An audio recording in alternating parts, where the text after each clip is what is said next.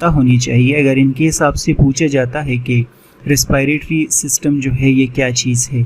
आपने उनको बताना है कि रेस्पिरेटरी सिस्टम एक ऑर्गन सिस्टम है। जिस तरह आप लोग पढ़ते हैं ना कि डिफरेंट ऑर्गन से बनता है एक ऑर्गन सिस्टम, या आप समझिए कि ये एक बॉडी सिस्टम है। ये ऑर्गन सिस्टम किस पर्पस के लिए रिस्पॉन्सिबल होता है? रिस्पॉन्सिबल होता है for gaseous exchange. Respiratory system की मदद से हमेशा गैशियस एक्सचेंज का प्रोसेस होता है। And if we talk about plants, तो आप लोग याद रखेंगे कि प्लांट्स में कोई भी ऑर्गन सिस्टम नहीं होता, लेकिन ह्यूमन के बॉडी में बाकायदा गैशियस एक्सचेंज के लिए ऑर्गन सिस्टम होता है। चूँकि आप लोग 9th क्लास में पढ़ चुके हैं कि ऑर्गन सिस्टम बाकायदा ऑर्गन से बनता है, तो हमारा ये जो पूरे का पूरा रेस्पिरेटरी सिस्टम है इसको हम 2 पार्ट्स में डिवाइड करते हैं। एक को हम बोलते हैं अपर रेस्पिरेटरी ट्रैक्ट और दूसरे को हम बोलते हैं लोअर रेस्पिरेटरी ट्रैक्ट। आप लोग 10th क्लास में इसको थोड़ा सा डिफरेंट अंदाज में डिस्कस कर चुके थे, द एयर पैसेजवे और लंग्स। यहाँ पर मैंने इसको थोड़ा सा चेंज कर दिया है, अपर रेस्पिरेटरी ट्रैक्ट और लोअर रेस्पिरेटरी ट्रैक्ट के बारे में डिस्कस किया है। अगर आप लोग अपनी बुक देख ले तो अपर रेस्पिरेटरी ट्रैक्ट और लोअर रेस्पिरेटरी ट्रैक्ट का कोई डेफिनेशन नहीं डिस्कस किया, लेकिन मैंने फिर भी यहाँ पर ब्रैकेट में लिखा है कि अपर रेस्पिरेटरी ट्रैक्ट हम रेस्पिरेटरी सिस्टम के उस पार्ट को बोलते हैं जो आउटसाइड द चेस्ट कैविटी होता है। चेस्ट कैविटी के बाहर जो पाया जाता है उसको हम अपर रेस्पिरेटरी ट्रैक्ट बोलते हैं, और जो located inside the chest cavity होता है, part of the respiratory system जो कि चेस्ट कैविटी के अंदर होते हैं, उसको हम बोलते हैं लोअर रेस्पिरेटरी ट्रैक्ट। वैसे बुक में इसमें कोई डिफरेंशिएशन नहीं है तो कोई मसला नहीं है, आप लोगों को समझ ना भी आए तो प्रॉब्लम नहीं है। याद रखना है आप लोगों ने कि बुक के मुताबिक अपर रेस्पिरेटरी ट्रैक्ट के 2 पार्ट्स हैं, उसमें से एक को हम बोलते हैं नोज। नोज आप लोग देख ले हमारे चेस्ट कैविटी के बाहर होता है ना, और दूसरा जो पार्ट है वो है फेरिंग्स। सो आप लोग की बुक के मुताबिक अपर रेस्पिरेटरी ट्रैक्ट के 2 पार्ट्स कौन कौन से हैं? नोज और फेरिंग्स। इस पे आप लोग रट्टा लगा ले, नोज और फेरिंग्स आप लोगों की बुक के अकॉर्डिंग। ऑल्दो अगर आप लोग ट्रैकिया का एक हिस्सा देख ले या लैरिंग्स देख ले, लेकिन चूंकि बुक के मुताबिक रट्टा लगाना है तो बस सही है, फिर आप लोगों को यही पता होना चाहिए। जो लोअर रेस्पिरेटरी ट्रैक्ट होता है चेस्ट कैविटी के अंदर, इसके भी डिफरेंट पार्ट्स है। फॉर एग्जांपल कि इसमें एक पार्ट जो आता है वो है लैरिंग्स, लैरिंग्स के बाद आता है ट्रैकिया, ट्रैकिया के बाद आता है ब्रोंकाई, ब्रोंकाई के बाद आता है लंग्स, उसके अंदर ब्रोंकियोल्स, एल्वेओलर डक्ट और एल्वेओलाई, सारे का सारा हमने आगे जाके डिस्कस करना है। सो ये क्या है? ये सबसे पहले एक फ्लो चार्ट है जो आप लोग अपने पास नोट कर ले, साइड बॉक्स में बना ले, कहीं भी बना ले, इम्पॉर्टेंट है। हम डिस्कशन शुरू करते हैं सबसे पहली अपर रेस्पिरेटरी ट्रैक्ट के बारे में, लेकिन सबसे पहले इसको डायग्राम में देखते हैं। ये आप लोगों को पार्ट्स नज़र आ रहे हैं, देखिए नोज भी चेस्ट कैविटी के बाहर है और फेरिंग्स भी चेस्ट कैविटी के बाहर है, तो ये अपर रेस्पिरेटरी ट्रैक्ट है। ऑल्दो यहाँ पर कुछ न कुछ हद तक तो लैरिंग्स वगैरह भी है, लेकिन चलो कोई मसला नहीं है। सो लैरिंग्स, ट्रैकिया और बाकी चीज़ें हम बाद में डिस्कस कर लेते हैं, उसकी कोई ज़रूरत नहीं है।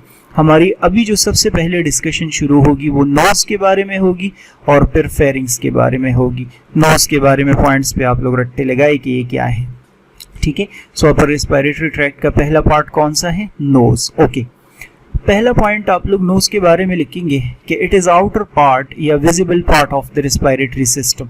रेस्पिरेटरी सिस्टम का ये वो हिस्सा है जो हमें नजर आता है, विजिबल है, प्रोमिनेंट है, हम इसको देख सकते हैं, एपेरेंट नेकेड आई की मदद से हमें नजर आ रहा होता है।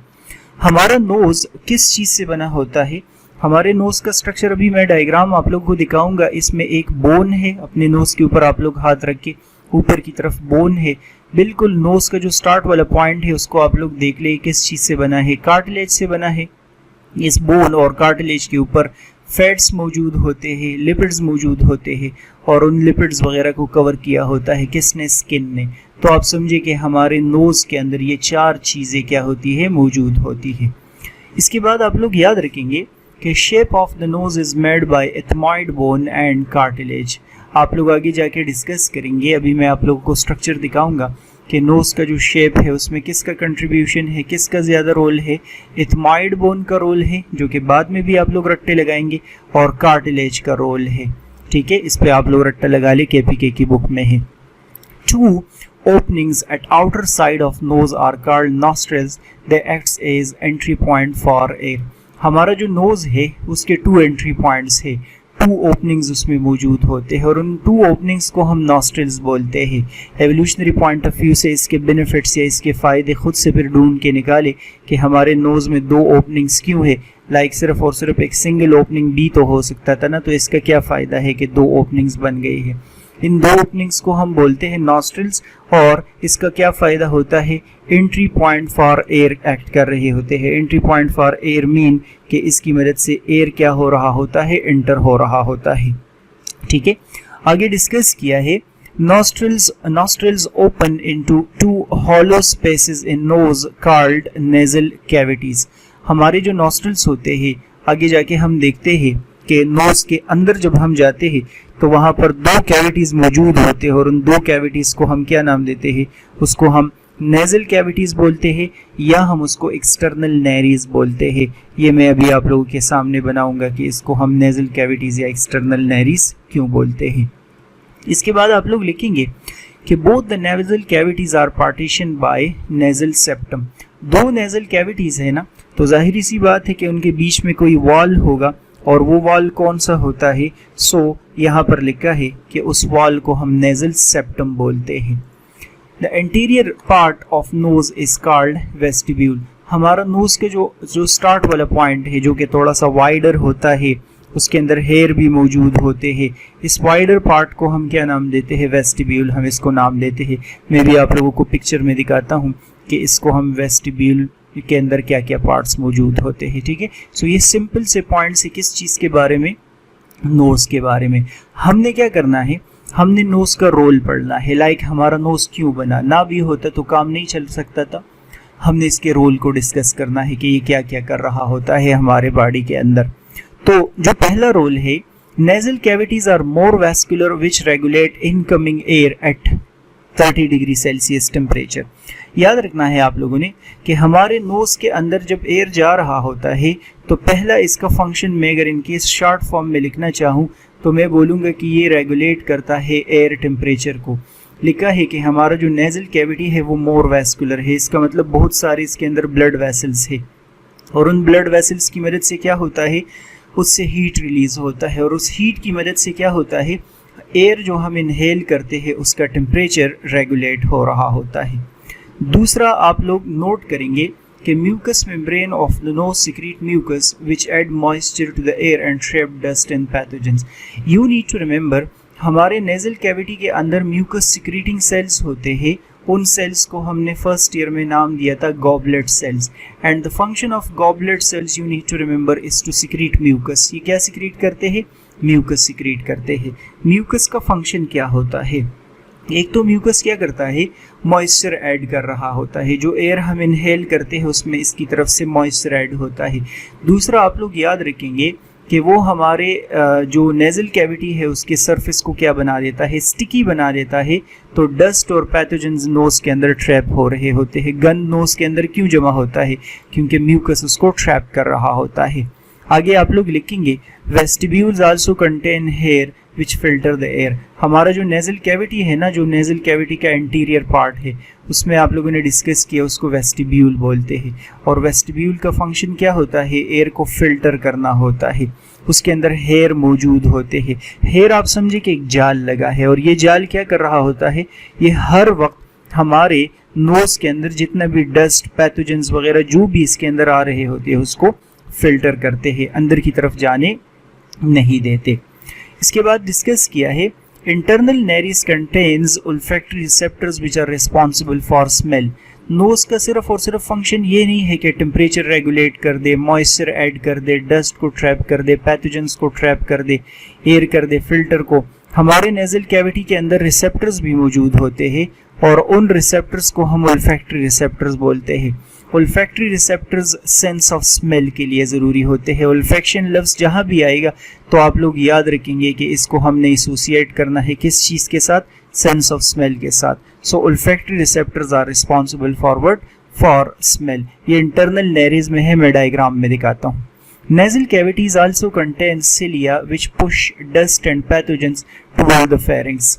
हमारे नोज़ में आप लोगों ने डिस्कस किया कि म्यूकस सिक्रीटिंग सेल्स होते हैं, ओल्फैक्टरी रिसेप्टर्स होते हैं, इसके अंदर आप लोगों ने डिस्कस किया हेयर होते हैं, सिलिया भी मौजूद होते हैं। सिलिया का फंक्शन होता है डस्ट और पैथोजेंस को क्या करना, पुश करना। मैंने इम्यूनिटी वाले चैप्टर में मैंने आप लोगों को बताया था कि सिलिया उसको पुश कर रहे होते हैं, लेकिन अगर इन केस हमें क्या हो, क्या इसको बोलते हैं, अगर इन केस हमें स्नीजिंग हो तो स्नीजिंग में भी पैरासाइट्स वगैरह को क्या किया जाता है, पुश किया जाता है। ठीक है, सो ये क्या है, ये नोज के बारे में आसान सी बातें हैं, सिंपल सी बातें हैं। अगर आप लोग ये डायग्राम देखेंगे तो डायग्राम में आप लोगों को ये वाला पार्ट नोज का जो नज़र आ रहा है, ये क्या है, ये कार्टिलेज है नोज का। ये जो आप लोग देख रहे हैं ये नॉस्ट्रल्स है, नॉस्ट्रल्स हम ओपनिंग को बोलते हैं। इसके इस एंटीरियर पार्ट को हम क्या नाम देते हैं, इसको हम बोलते हैं वेस्टिब्यूल्स। क्या बोलते हैं, वेस्टिब्यूल्स हम उसको बोलते हैं। ठीक है, ये वाले जो बोन आप लोग देख रहे हैं ये वैसे नेजल बोन है, this one is nasal bone. और अगर हम फ्रंट साइड से यहाँ पर इसका पिक्चर बनाते हैं तो आप समझिए कि यहाँ पर एक बोन होता है, उसको हम इथमॉइड बोन बोलते हैं। ठीक है, फिर मैंने यहाँ पर एक आइडिया आप लोगों को दिया है बोन के अंदर। ये वाले जो पार्ट्स आप लोगों को नज़र आ रहे हैं इसको हम एक्सटर्नल नेरीज बोलते हैं। हमारा जो नोज है ना, इसका ये जो बाहर वाला आप लोगों को नेजल कैविटी नज़र आ रही है, इसको एक्सटर्नल नेरीज बोलते हैं। और अंदर की तरफ ये रीजन जो आप लोग देख रहे हैं इसको इंटरनल नेरीज बोलते हैं। इस इंटरनल नेरीज के अंदर यहाँ पर क्या मौजूद होते हैं, ओल्फैक्टरी रिसेप्टर्स मौजूद होंगे। और वो ओल्फैक्टरी रिसेप्टर्स क्या करते हैं, वो सेंस ऑफ स्मेल के लिए बहुत ज़्यादा ज़रूरी होते हैं। इसके बाद आप लोगों ने जो डिस्कशन की है नोज़ के बारे में, फाइन हेयर यहाँ पर मौजूद होते हैं, वो तो सबको पता है, डस्ट को और एयर को और फिल्टर करते हैं एंड सो ऑन। सो ये क्या है, ये नोज़ के बारे में बातें हैं। यही आप लोग रट्टा कर ले, इसी पे रट्टा लगा ले और इसी को आप लोग पेपर में लिख के, तो मेरे ख्याल में कि कोई इसमें प्रॉब्लम नहीं होगा, आसान है, इसमें कोई कन्फ्यूजन नहीं होनी चाहिए। ठीक है, अच्छा हम आगे बढ़ते हैं और डिस्कशन करते हैं अब कुछ फेरिंग्स के बारे में, क्योंकि ये भी तो अपर रिस्पायरेटरी ट्रैक्ट का हिस्सा है। लोअर रिस्पायरेटरी ट्रैक्ट को अलग लेक्चर में करेंगे, फेरिंग्स हम दूसरे नंबर पे अभी डिस्कस कर लेते हैं। फेरिंग्स के बारे में पहला पॉइंट आप लोग लिखेंगे कि it is part of the respiratory system as well as digestive system. मैं अभी आप लोगों को जब इसका लोकेशन दिखाऊंगा तो आप लोग बोलेंगे कि इससे तो एयर भी पास हो रहा है और इससे तो फूड भी पास हो रहा है। चूंकि एयर और बोलस दोनों इधर से पास हो रहे हैं तो इस वजह से हम इसको रिस्पायरेटरी सिस्टम और डाइजेस्टिव सिस्टम दोनों का हिस्सा कंसिडर करते हैं, पहली बात। दूसरी बात आप लोग डिस्कस करेंगे, it is cone shape structure connecting nasal and oral cavity with trachea and oesophagus. ये असल में उस ऊपर वाले पॉइंट का एक वेरिएशन है कि ये ओरल कैविटी को किसके साथ, एसोफेगस के साथ कनेक्ट करता है या नेजल कैविटी को ये कनेक्ट करता है ट्रैकिया के साथ, मतलब रिस्पायरेटरी और डाइजेस्टिव सिस्टम दोनों के साथ कनेक्टेड है। It is divided into 3 parts. हमारे फेरिंग्स के 3 पार्ट्स होते हैं, ओरोफेरिंग्स, नेजोफेरिंग्स और लेरेंजोफेरिंग्स।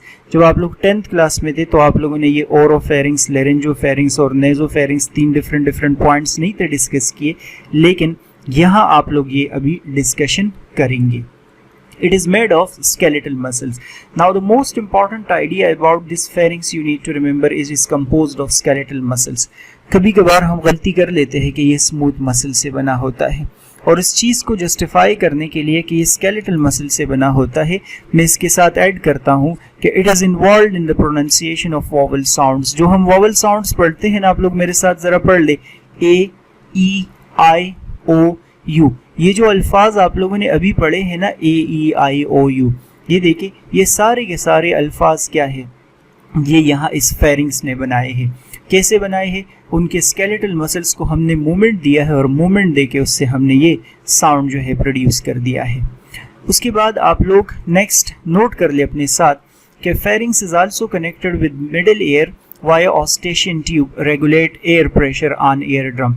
याद रखना है आप लोगों ने कि हमारा जो फेरिंग्स होता है ये सिर्फ और सिर्फ नेजल कैविटी और ओरल कैविटी के साथ कनेक्टेड नहीं होता, बल्कि ये मिडल ईयर के साथ भी कनेक्ट होता है, हमारे कान के साथ। और आप लोगों ने 10th क्लास में पढ़ा है किस चीज़ की मदद से? ऑस्टेशियन ट्यूब की मदद से।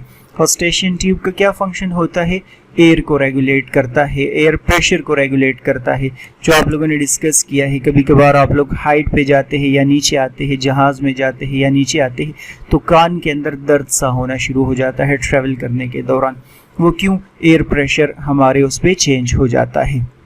ये जो डायग्राम आप लोग देख रहे हैं ना, इस डायग्राम में ये पूरे का पूरा जो कलर्ड पार्ट है ये फेरिंग्स है हमारा।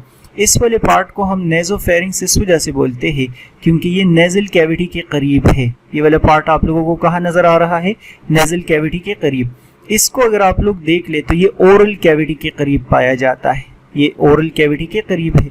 और ये जो आप लोग देख रहे हैं ये यहाँ पर लैरिंग्स के करीब पाया जाता है, तो इसको हम क्या बोलते हैं? इसको हम लैरिंजोफेरिंग्स बोलते हैं। ये बातें आप लोगों ने फेरिंग्स के बारे में पढ़ी है। तो हमने अपर रेस्पिरेटरी ट्रैक्ट के दो पार्ट्स पढ़ने थे, एक हमने नोज पढ़ना था, ये यहाँ है, और एक हमने फेरिंग्स डिस्कस करना था, ये यहाँ है। ये दो पार्ट्स यहाँ तक हो गए हैं। जो रिमेनिंग सारे के सारे पार्ट्स होंगे जिसको हम लोअर रेस्पिरेटरी ट्रैक्ट बोलते हैं, वो हम आगे वाले लेक्चर में डिस्कस करेंगे। अगर आप लोगों को लगता है कि आप लोगों को इस फ़ायदा हो रहा है लेक्चर से, तो कमेंट्स में मुझे ज़रूर बताएंगे। लाइक, सब्सक्राइब, शेयर कर ले अपने फ्रेंड्स के साथ। नेक्स्ट वीडियो लेक्चर आप लोग देख ले। गुड बाय, अल्लाह हाफिज़।